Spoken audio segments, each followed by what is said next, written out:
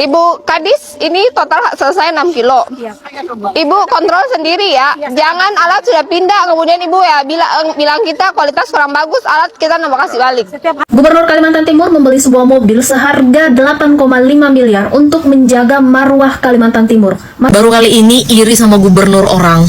Please Ibu Sherly, aku speechless banget nonton video 1 tahun kerja, hasil kerjanya Ibu Sherly. Aku speechless banget, bangga banget walaupun aku bukan warganya Ibu Sherly, tapi aku tuh wow, amazing banget. Ya, iya, siapa yang nggak iri punya pemimpin yang baik banget. Sampai di titik ini, Bu, Ibu tuh nggak pernah habis ide untuk membuat kita tuh terkagum-kagum.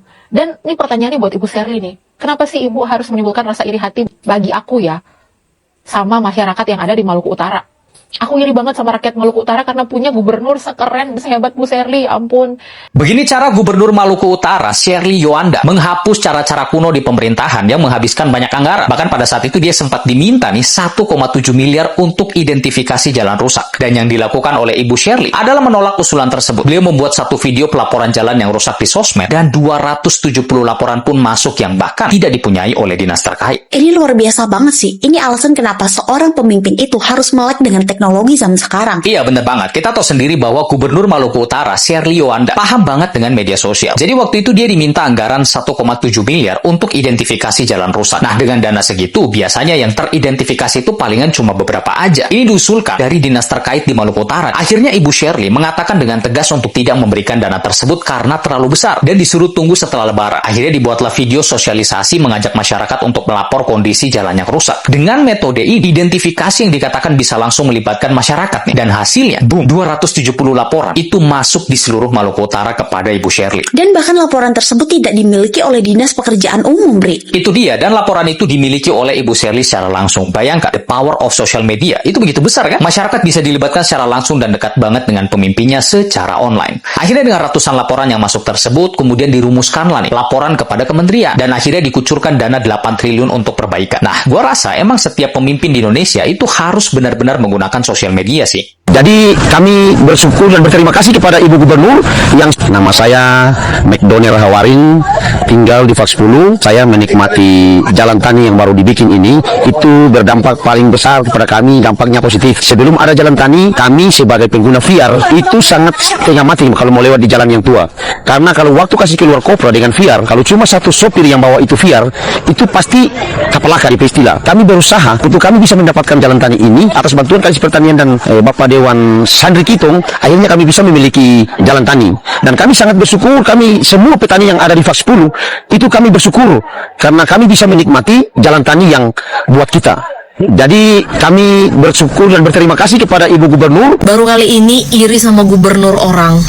Please Ibu Sherly, aku speechless banget nonton video 1 tahun kerja, hasil kerjanya Ibu Sherly. Aku speechless banget, bangga banget walaupun aku bukan warganya Ibu Sherly, tapi aku tuh wow, amazing banget sama kepemimpinannya Ibu Sherly. Di video sebelumnya yang aku upload tentang gubernur Ibu Sherly ini, banyak banget masyarakatnya yang masuk ke kolom komentar dan bilang bangga banget punya gubernur kayak Ibu Sherly. Aku jadi iri. Ya, iya, siapa yang nggak iri punya pemimpin yang baik banget, cinta banget sama daerahnya, mau banget membangun daerahnya lebih baik. Dan yang paling aku suka dari gubernur Maluku Utara ini, walaupun dia dinobatkan sebagai gubernur terkaya se-Indonesia, tapi penampilannya sederhana banget, sederhana tapi kelihatan berkelas banget ya, nggak perlu pakai aksesoris yang mewah-mewah, yang hedon-hedon, ya kan, tapi tetap terlihat berwibawa. Setuju nggak? Jadi berharap banget Indonesia punya pemimpin-pemimpin kayak Ibu Gubernur Maluku Utara, Ibu Sherly. Please, ya, kalau semua pemimpin-pemimpin negara kita, pemimpin daerah kita punya hati yang mau membangun negeri, hati yang terbeban sama keluhan-keluhan masyarakatnya, please, nggak perlu tunggu beberapa waktu, beberapa tahun untuk jadikan Indonesia emas. Tapi kalau para pemimpin negeri cuman bisa memperkaya diri sendiri, nggak peduli sama rakyatnya, nggak peduli sama daerahnya, ya mau sampai 2000 tahun ke depan pun nggak akan jadi, nggak akan terwujud Indonesia emas, nggak akan terwujud masyarakat yang sejahtera. Karena kebanyakan pemimpin-pemimpin daerah kita cuman mementingkan kepentingan diri sendiri. Salut banget sama Ibu Sherly, salut banget, bangga banget, iri banget sama masyarakatnya yang punya gubernur kayak gini. Turun ke bawah. Maaf ya, ini bukan touchscreen. Ibu Kedi Galela selesai 2027. 20 kilo 20 kilo. Kenapa lama? Karena hot mix itu mahal. Halo warga Maluku Utara, khususnya untuk daerah Halmahera Barat dan Halmahera Utara, saya ingin menginfokan bahwa anggaran APBD Pemprov Maluku Utara yang akan digunakan untuk menyelesaikan ruas Ibu Kedi. Jadi Ibu Kedi ini yang warna ungu, totalnya itu ada 20 kilo. Tahun 2025 kita sudah hot mix 3 kilo. Tahun 2026 kita akan hot mix 7 kilo. Dan tahun 2027 kita akan hot mix 10 kilo. Sehingga tahun 2027 selesailah ruas ungu ini, Ibu Kedi. Kemudian untuk warga Halut yang dari Halbar menuju ke Halut, Halut menuju ke Halbar, Kedi Galela. Kedi Galela yang berwarna hijau ini total 20 kilo juga. Tahun ini 2025 juga sudah ada pengerjaan 3 kilo. Tahun depan ada pengerjaan 10 kilo 2026 dan 2027 akan ada hot mix 7 kilo. Sehingga tahun 2027 selesai juga Kedi Galela. Ibu Kedi Galela selesai 2027. 20 kilo, 20 kilo. Kemudian untuk masyarakat Loloda, Lapi Darume ini ruas diakses menuju dari Galela ke Loloda, Lapi Darume. Lapi Darume ini dia total 34 kilo. Kita akan lapen 8 kilo tahun 2026 dan sisanya selesaikan 2007, 2028 selesai Lapi Darume. Lapi Nidiho total 33 kilo, tapi yang rusak hanya 7 kilo. Dari 7 kilo itu kita sudah usulkan ke IJD di Kementerian PU yang sudah disepakati dan sudah kontrak setuju di 1,9 kilo hot mix. Berarti masih ada sisa 5 kilo lagi, mudah-mudahan akan masuk di IJD 2026. Kemudian Kao Toliwang sisa 8 kilo hot mix 2026 2 kilo 27 28 selesai. Kenapa lama? Karena hot mix itu mahal. Kalau lapin agak murah. Kemudian turun ke bawah. Maaf ya, ini bukan touchscreen. Oh ya, untuk Sidangoli Jelolo tahun 2025 500 meter kita peningkatan yang bolong-bolong kita hot mix kembali anggaran 2,5 miliar. Kemudian di tahun 2026 ada sekitar 3 kilo yang masih bolong-bolong kecil-kecil pun kita hot mixkan kembali anggaran di 3 miliar. Jadi setengah sudah selesai di 2025 ini. 2026 juga akan mulai di Januari. Jadi tahun 2026 Ibu Kadis, ini total selesai 6 kilo. Ibu kontrol sendiri ya. Jangan alat sudah pindah, kemudian Ibu ya bilang kita kualitas kurang bagus, alat kita nambah kasih balik. Setiap hari saya hadir di sini. Jadi kalau kurang bagus, suruh beresin sekarang, baru kasih pergi itu alat. Siap. Lalu bikin drainase di samping kanan kiri. Terima kasih, Bu. Ya, maksudnya Dibutuhkan drainase. ya sekedarnya aja. Bukan harus besar-besar. Ya, selanjutnya kalian ada kan drainase itu kan sekedarnya, artinya dia bisa ketutup lagi. Jadi nanti maintain sendiri saja. Kan pakai tenaga bisa, yang susah kan ini. Yang berikut Ibu kami air, ini air susah sekali. Usulkan tadi titik air baku dari SDA. Ya. Tadi saya baru di desa Waringin Lamo dapat air baku, lumayan airnya. Kami sini kesulitan cuma itu. Jadi kalau marau Usulkan di SDA. Mari kita foto dengan Jalan Tani. Salaman dulu Ibu cantik saya. Kamu juga cantik. Semua di posisi. Ini bagus tuh, Bu. Oh, di sini? Oke. ya kalau itu bagian sana. Yang anak-anak duduk di bawah. Udah. Ini tuh Jalan Tani dipakai APBD provinsi sepanjang 6 kilo. Direncanakan 6. Rencana 6 kilo, udah selesai 3 kilo, lagi berlanjut kurang lebih 2 minggu lagi selesai ya, mana Pak Kadis? 2 minggu lagi selesai, lebar berapa? 2,5? 3 meter. Oh, 3 meter dan sudah disirtu. Ini menghubungkan Jalan Tani untuk 5 desa. Desa apa saja? Wosia, Mahia, Tanjung Niara, WKO, Kalipitu. Untuk kurang lebih hampir 100 kakak lah ya yang punya lahan di dalam, kurang lebih mungkin ada kurang lebih 100 hektar kali. Untuk yang lain yang minta Jalan Tani, daftar dan antri dan banyak doa ya biar kebagian. Ada Anwar Hussein. Iya. Tadinya sebelum jalan ini tuh jalan apa? Jalan rumput. Oh, jalan tanah. Jalan tanah. Oh. Orang setengah mati, Ibu. Oke. Halo Dede. Jadi keluarkan hasil pertaniannya mereka kebanyakan dengan gerobak. Yang dia di muka, Oke. Oke, bikin cuan-cuan biar petaninya banyak cuan. Doi. Doi pala ini doi kalapa. Oke. Gubernur Maluku Utara Sherly Laos menjelaskan, proyek Transkiraha bukan sekadar pembangunan infrastruktur, tetapi langkah strategis untuk memperluas aksesibilitas wilayah Sofifi dan mempercepat pergerakan ekonomi lintas daerah. Proyek Transkiraha sebelumnya direncanakan menelan biaya sebesar 180 miliar rupiah untuk pekerjaan sirtu sepanjang 29 km. Namun, setelah dilakukan evaluasi bersama Badan Pengawasan Keuangan dan Pembangunan, nilai harga perkiraan sendiri atau HPS diturunkan menjadi 90 miliar. Gubernur Sherly Laos menambahkan, langkah penyesuaian tersebut mencerminkan kemampuan pemerintah daerah dalam pengelolaan keuangan secara bijak dan akuntabel. Tadi saya juga mendengar ada catatan dari fraksi bahwa Transkiraha belum memiliki FS dan AMDAL. Untuk diketahui, Transkiraha sudah memiliki FS dan sudah memiliki AMDAL, dan tadi sudah diserahkan kepada tim TAPD dan tim Banggar untuk kemudian Bapak Ibu bisa pelajari lebih lanjut. Kami membuka ruang untuk semua kritik, semua masukan demi pemanfaatan APBD Maluku Utara seoptimal mungkin demi meningkatkan kesejahteraan masyarakat Maluku Utara. Tujuan kami hanya satu dalam penganggaran APBD, bahwa setiap rupiah, setiap anggaran, setiap program mencerminkan amanah masyarakat Maluku Utara yang dititipkan kepada kami, bagaimana program-program tersebut memudahkan, memberikan akses kepada mereka, meningkatkan nilai tukar petani dan nelayan, sehingga mereka bisa hidup berkualitas dan bermartabat. Tadi saya juga mendengar catatan bahwa Transkiraha itu membebankan fiskal. Untuk diketahui, anggaran yang masuk di era APBD awal itu nilainya adalah 180 sekian miliar untuk sirtu sepanjang 29 kilo. Kami mengambil langkah-langkah inovatif dengan bekerja sama dengan BPKP, mengevaluasi HPS dari ruas tersebut, sehingga per tadi siang, angka yang keluar adalah 90 miliar untuk sirtu sepanjang 29 kilo.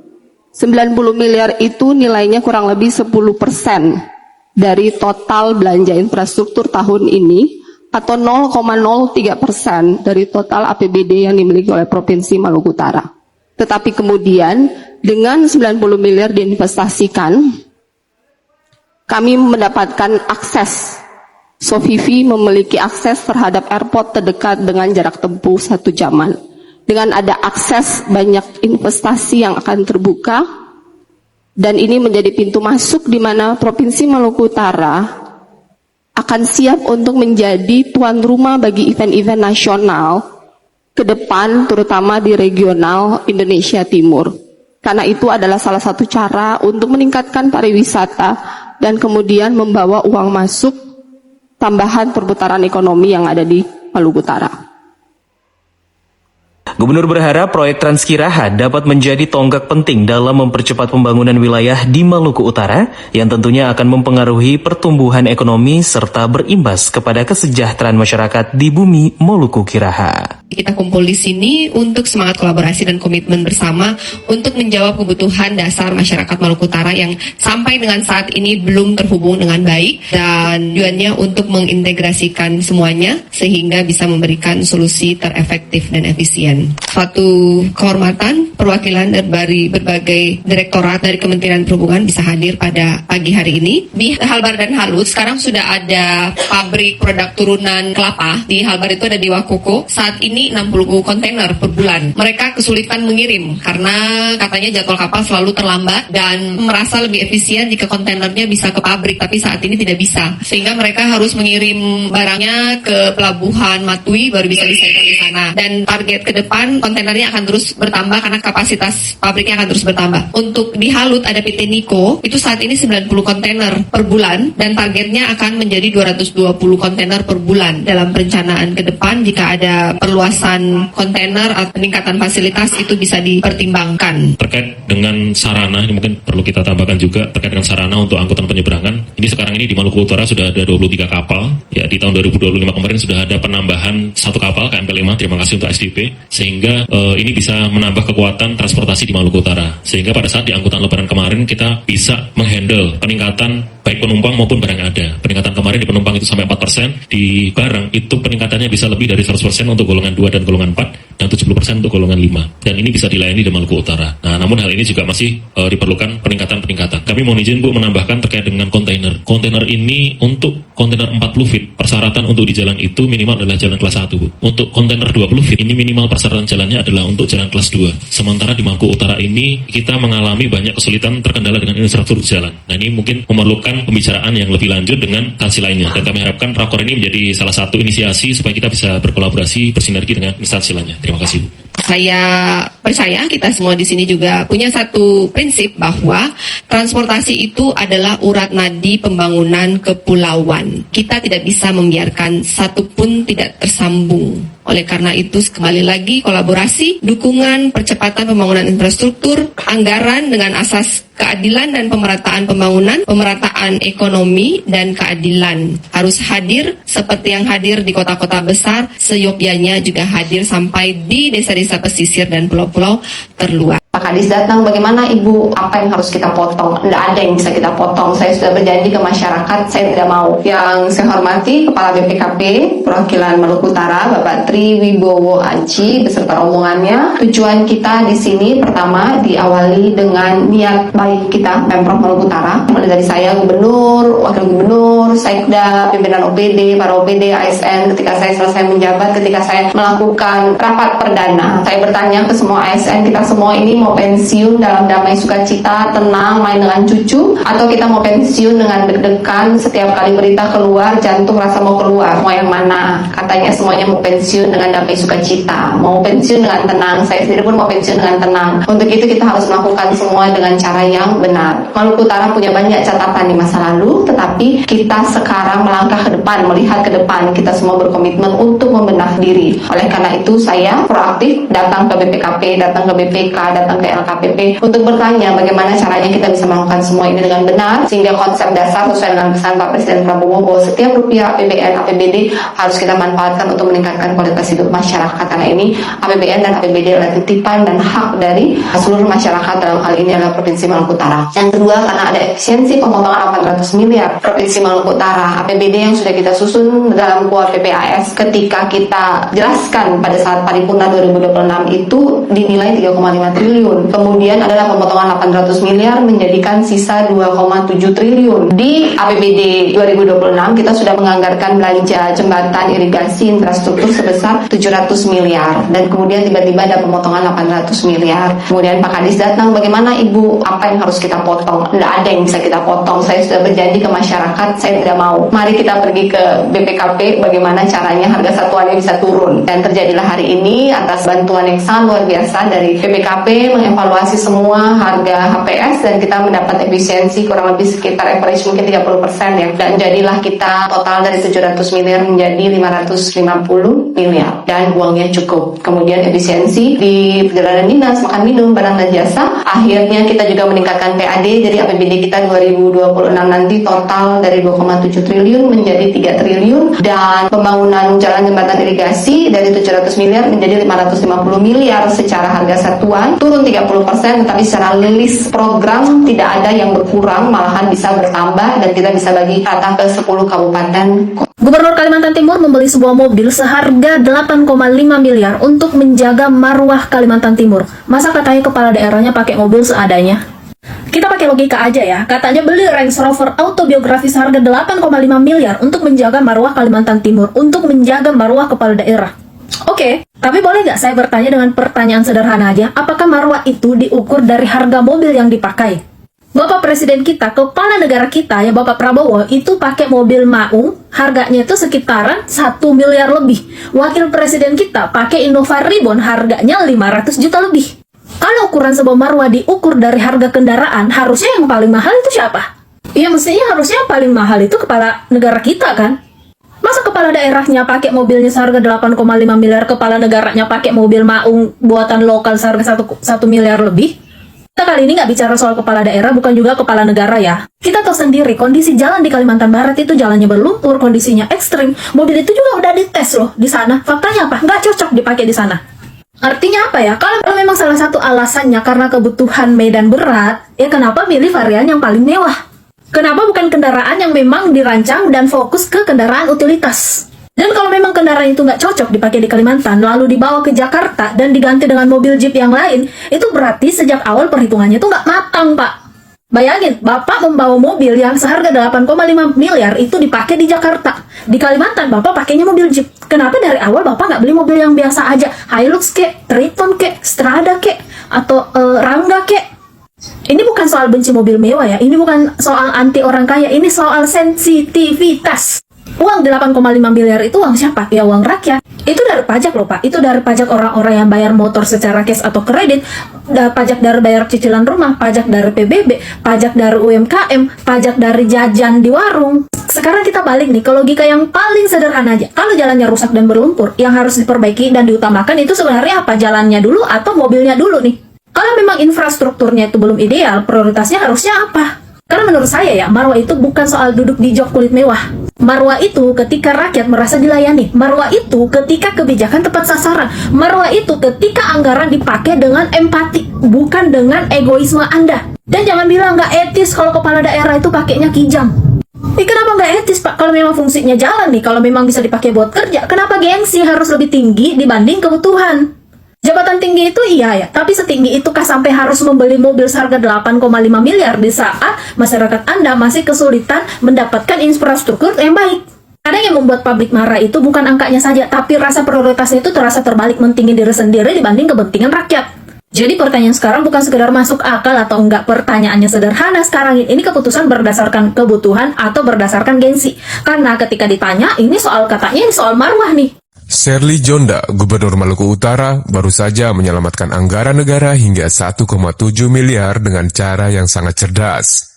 Beliau diminta dana sebesar 1,7 miliar hanya untuk membiayai survei dan mengidentifikasi jalan-jalan yang rusak di wilayahnya. Pastinya Anda tahu kan, aliran dana itu akan kemana endingnya. Daripada menyetujui dana yang tak masuk akal itu, Gubernur Sherly memilih solusi digital. Beliau secara terbuka meminta seluruh masyarakat Maluku Utara untuk melaporkan kondisi jalan rusak melalui media sosial. Cukup kirim foto, video, dan lokasi. Hasilnya, pemerintah provinsi langsung mendapatkan ribuan laporan otentik secara real time, tanpa mengeluarkan satu pun rupiah dari anggaran. Bagaimana menurut Anda? Kita sudah menyaksikan salah satu respon dan juga aksi dari sosok Sherly Djonda Laos, Gubernur Maluku Utara ini memang kadang membuat publik berdecak kagum atas kecepatan merespon dari keluhan warga dan bahkan tidak tanggung-tanggung masuk ke pelosok-pelosok desa untuk melihat secara nyata, berinteraksi secara langsung terhadap rakyat yang selama ini mungkin rintihannya, jeritannya sempat tidak didengarkan oleh pemangku jabatan, pemangku kepentingan yang ada di Maluku Utara. Dan dengan Ibu Sherly langsung turun berbincang dengan mereka menjadi sebuah kejutan dan juga apresiasi didapatkan dari seluruh masyarakat warga Maluku, dan tidak hanya warga Maluku tapi juga masyarakat di berbagai tanah air sangat kagum, memberikan apresiasi yang begitu besar setinggi-tingginya kepada Gubernur Sherly Djonda ini atas responnya terhadap memberikan hak-hak warga kecil, warga yang selama ini mungkin kurang mendapat perhatian dari pemerintah setempat. Dan ini adalah hanya salah satu contoh dari sekian banyak kerja-kerja Ibu Sherly di Maluku Utara yang mendapatkan perhatian besar dari warganet, sehingga tidak berlebihan jika netizen menyebut beliau sebagai the real leader, pemimpin yang nyata, dan sesuai dengan jargon beliau menjadi ibu dari semua warga Maluku. Ibu Sherly hadir memimpin dengan cinta, memimpin dengan hati, dan itu diejawantahkan, direalisasikan dalam bentuk kenyataan di lapangan. Itulah sosok Sherly Djonda Laos. Di sini sedikit memberikan ulasan gambaran dari begitu banyak kerja-kerja beliau yang memang kita saksikan sendiri luar biasa. Dan tentu sebagai warga Maluku Utara sangat bangga, beliau baru memimpin ya kurang lebih 1 tahun, masih relatif singkat seusia jagung, tapi sudah mendapatkan prestasi dan juga meraih berbagai macam penghargaan atas kepemimpinan beliau di Maluku Utara. Itu menunjukkan kecerdasan beliau, kualitas beliau, kapasitas beliau, bahwa memang warga Maluku Utara tidak salah memilih pemimpin.